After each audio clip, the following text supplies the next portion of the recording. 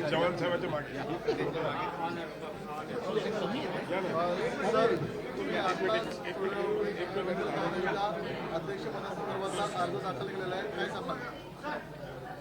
आम्हाला सर्वांना अतिशय आनंद आहे की भारतीय जनता पक्षाची संघटनात्मक रचना ही निवडणुकीच्या माध्यमातून होत असते। मागच्या काळामध्ये पहिल्यांदा 1200 पेक्षा जास्त मंडलं ही गठीत करण्याचं काम महाराष्ट्रामध्ये झालं। त्यानंतर संघटनात्मक 80 जिल्हे या जिल्ह्यांचे अध्यक्ष निवडण्याचं काम पूर्ण झालं आणि आता प्रदेशाध्यक्ष पदाकरता निवडणूक सुरू झालेली आहे। आज सन्माननीय केंद्रीय निरीक्षक केंद्रीय मंत्री किरणजी रिजिजू हे निवडणूक निरीक्षक म्हणून या ठिकाणी आले आणि त्यांच्या समोर आम्ही आमचे सहकारी श्री रवी चव्हाण जे यापूर्वी प्रदेशाचे महामंत्री देखील राहिलेले आहेत आणि महाराष्ट्र सरकारमध्ये मंत्री देखील राहिलेले आहेत, ज्यांनी युवा मोर्चाचा कार्यकर्ता म्हणून पदाधिकारी म्हणून कामाला सुरुवात केली।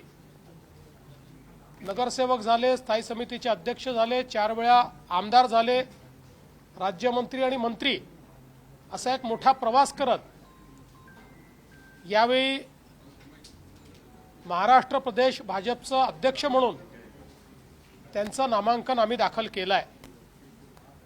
मागच्या काळामध्ये सन्माननीय श्री चंद्रशेखर बावनकुळेजी यांनी अतिशय चांगल्या पद्धतीनं महाराष्ट्राचं अध्यक्षपद निभावलं आणि दीर्घ प्रवास करत चांगल्या प्रकारे संघटना बांधली। त्याचं प्रत्यंतर विधानसभेच्या निवडणुकीमध्ये आपल्याला पाहायला मिळालं। त्यानंतर संघटनात्मक निवडणूक होतपर्यंत त्यांच्या समवेत श्री रवीजी चव्हाण यांना कार्याध्यक्ष म्हणून जबाबदारी मिळाली होती। आता आज आम्ही फॉर्म भरलेले आहेत, त्या संदर्भात आता पुढची कारवाई जे आमचे निरीक्षक आले आहेत ते या संदर्भातली घोषणा वगैरे करतील। आतापर्यंत आम्ही सगळ्यांनी रवीजींचा फॉर्म भरलेला आहे, अन्य कोणाचा आलाय का याची आम्हाला कल्पना नाही आहे। त्याच्यामुळे माननीय किरणजी या संदर्भातली माहिती देतील। उद्या संध्याकाळपर्यंतचा वेळ आहे, उद्या संध्याकाळी 5 वाजता या संदर्भातली अधिकृत घोषणा होणार आहे।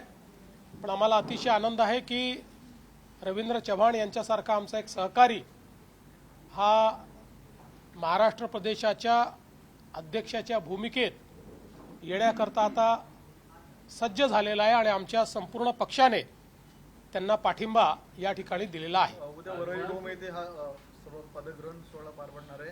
येणाऱ्या स्थानिक स्वराज्य निवडणुकीच्या पार्श्वभूमीवर भाजपा प्रदेशाध्यक्षपदी रवींद्र चव्हाणांना बसून एक शक्ती प्रदर्शन उद्या पाहता येतं। मला असं वाटतं की भारतीय जनता पार्टी एकमेव अशी पार्टी आहे की ज्या ठिकाणी पूर्ण लोकशाही पद्धतीनं आपल्या सगळ्या विविध ज्या आमच्या इकाई आहेत त्यांचं त्या ठिकाणी त्यांची निवडणूक होते आणि त्याचाच भाग म्हणून आम्ही प्रदेशाध्यक्षांची निवडणूक करतो आणि ज्यावेळेस प्रदेशाध्यक्षांची निवडणूक होते त्यावेळेस एक साधारणपणे प्रथा आहे की राज्यभरातले जे प्रमुख कार्यकर्ते असतात त्यांना अधिवेशनाप्रमाणे बोलवलं जातं आणि म्हणून उद्या संध्याकाळी डोममध्ये अशाच प्रकारे आमचे जे कार्यकर्ते पोचू शकतील त्यांना निरोप दिलेला आहे आणि त्या ठिकाणी हा कार्यक्रम पार पडणार आहे. स्थानिक स्वराज्य संस्थांच्या प्रदेशची निवड अध्यक्षांची काय खरी आहे? कारण तुम्ही प्रमुख नेत्या नाही, आता महाराष्ट्राची निवडणूक झाल्यानंतर मुंबईच्या संदर्भात महाराष्ट्राचे अध्यक्ष आणि केंद्रीय टीम हे पुढचा निर्णय करतील. सर, स्थानिक स्वराज्य संस्थांच्या निवडणुकीसाठी एकीकडे भाजप जोरदार तयारी करताना दिसते, तर दुसरीकडे महाविकास आघाडीमध्ये आता उडीद पडलेली आहे. काँग्रेस स्वबळ लढणार आहे असं ते त्याने ठरवलं. शासक दिल्लीमध्ये त्यांची बैठक झाली. बघा, ते कोणासोबत लढो का स्वबळावर लढो, परिणाम हा आधीच ठरलेला आहे. याचं कारण काँग्रेसनी जनतेमध्ये जाणं सोडलंय. जनतेच्या आशा आकांक्षा अपेक्षापासून काँग्रेस तुटलेली आहे. काँग्रेसच्या नेतृत्वाला जमिनीवर काय चाललं याची कल्पनाच नाही आहे. ते एका अशा नंदनवनात त्या ठिकाणी बागडत असतात की ज्याच्यामध्ये अजूनही ते EVMच्या पलीकडे जात नाही, अजूनही ते इलेक्शन कमिशनला शिव्या देतच त्या ठिकाणी आपण हारल्याचं समर्थन करतात. त्यामुळे जोपर्यंत ते जनतेत जाणार नाही ते वेगळे लढो का कोणासोबत लढो त्यांची अवस्था तीच राहील. उद्धवजी ठाकरे यांनी आज भूमिका मांडली. एक दोन भाऊ एकत्रित येत होते म्हणून तुम्ही त्यांचा बंदोबस्त केला, तुम्ही मराठी माणसाचं बंद करत नाही असं म्हणतात. मला असं वाटतं की समजा मी एखादा निर्णय घेतला आणि दोन भावांना एकत्रित द्यायचा आहे तर मी काय असा GR काढलाय दोन भावांनी एकत्रित येऊ नये असा ते GR काही मी काढलेला नाही.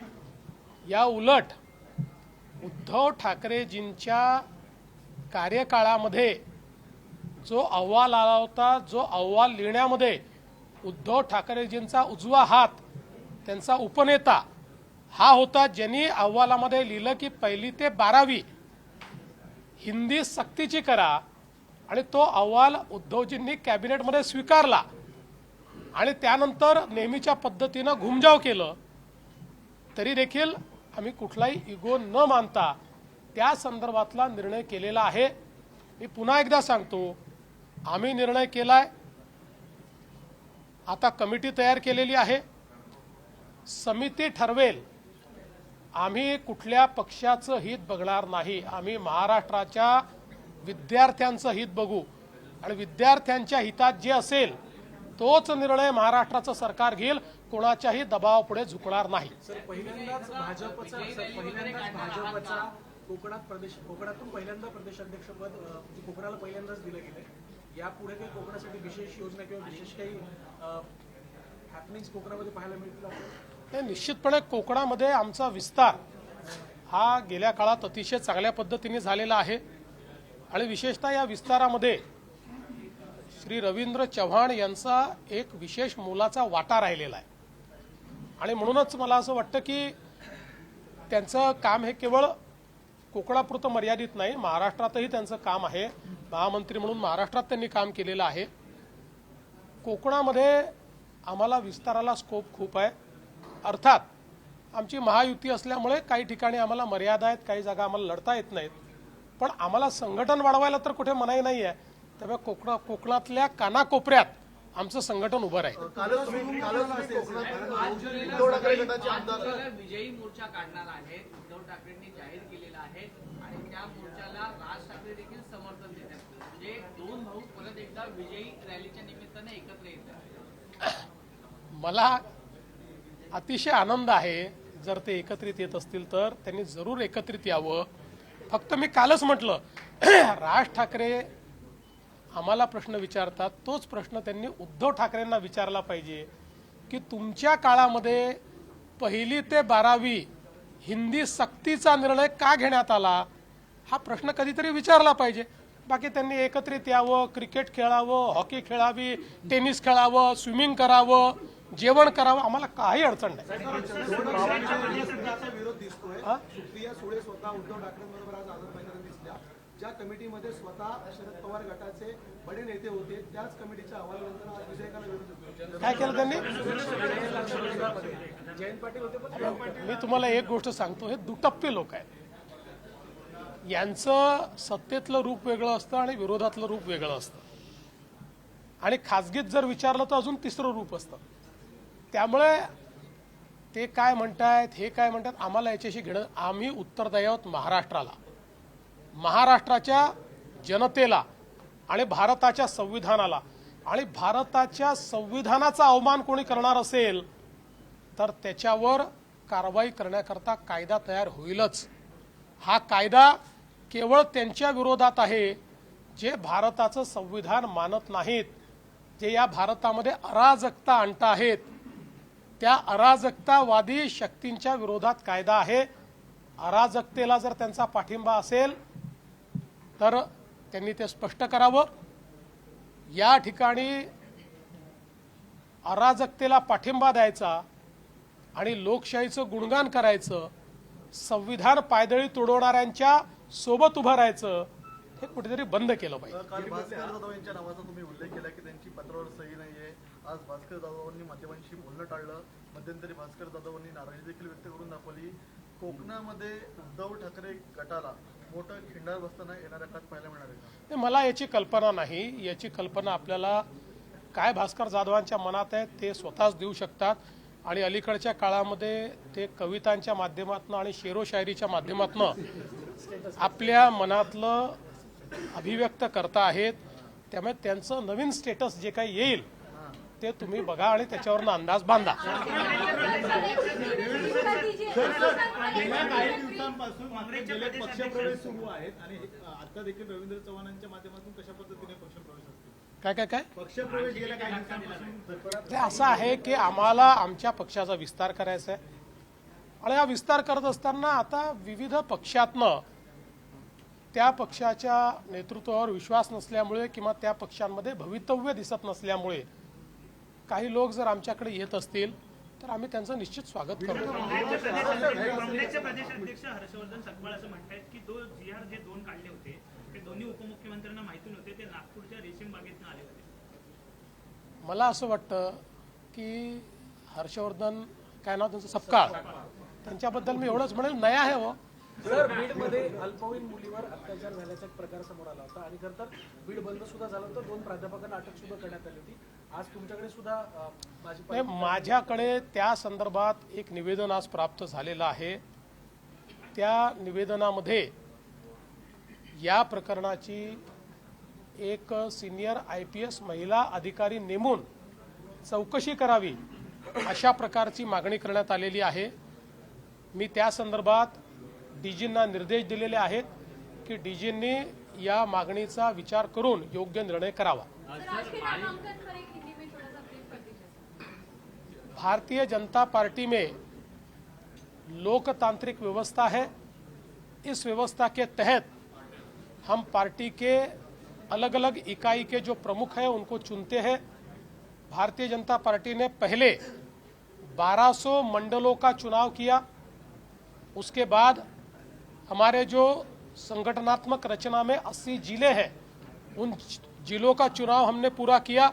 उसके अध्यक्ष हमने चुने और अब महाराष्ट्र के अध्यक्ष का चुनाव कराने हमारे केंद्रीय मंत्री जो केंद्रीय निरीक्षक भी है श्री किरण रिजिजू जी ये यहाँ पर आए हुए हैं.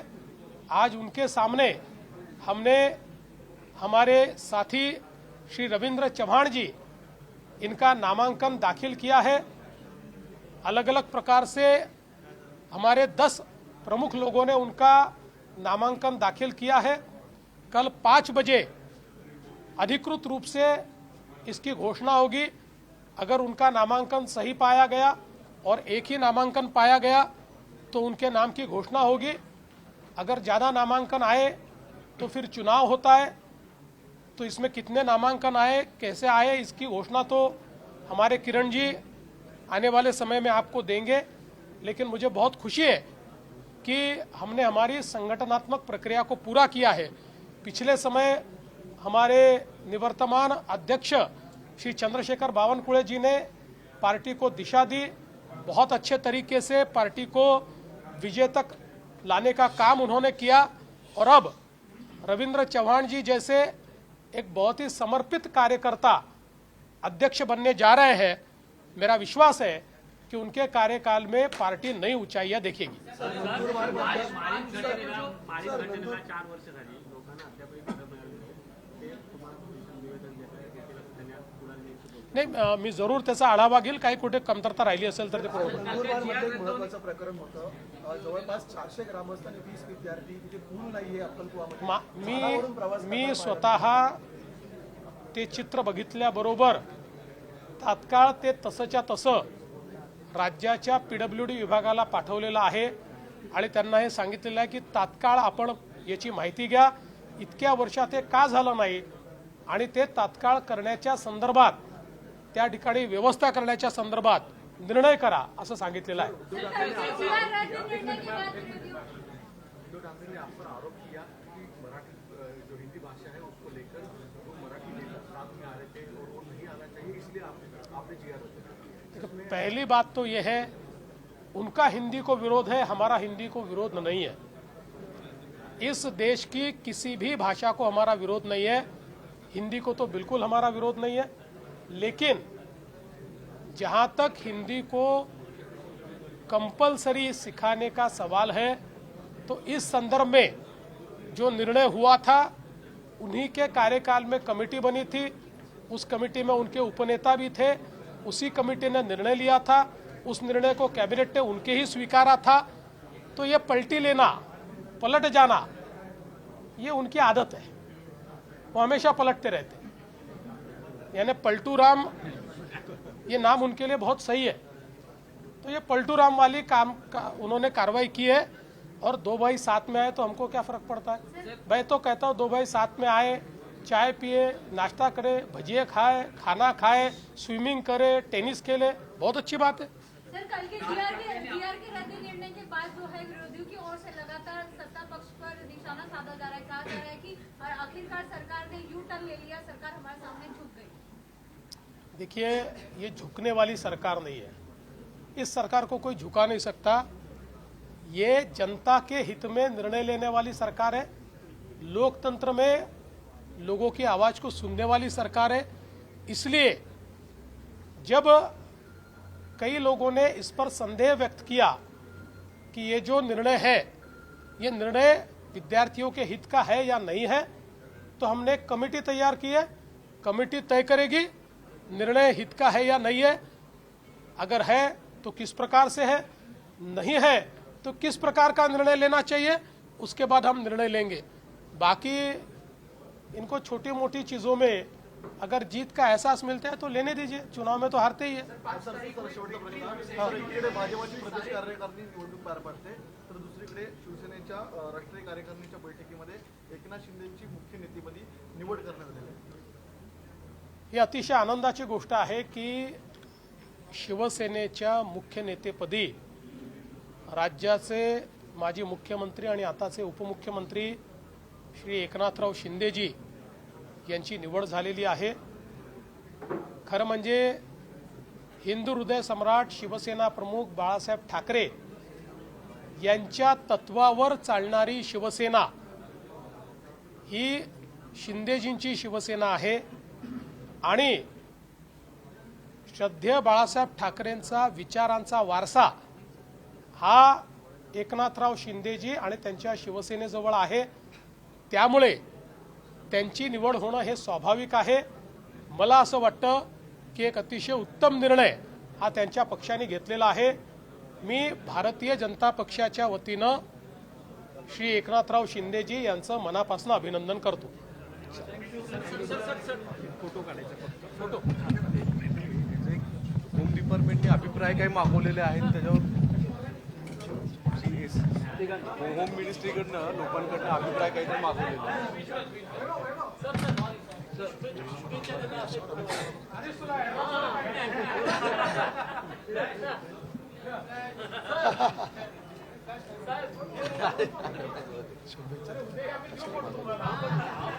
महाराष्ट्र 2047.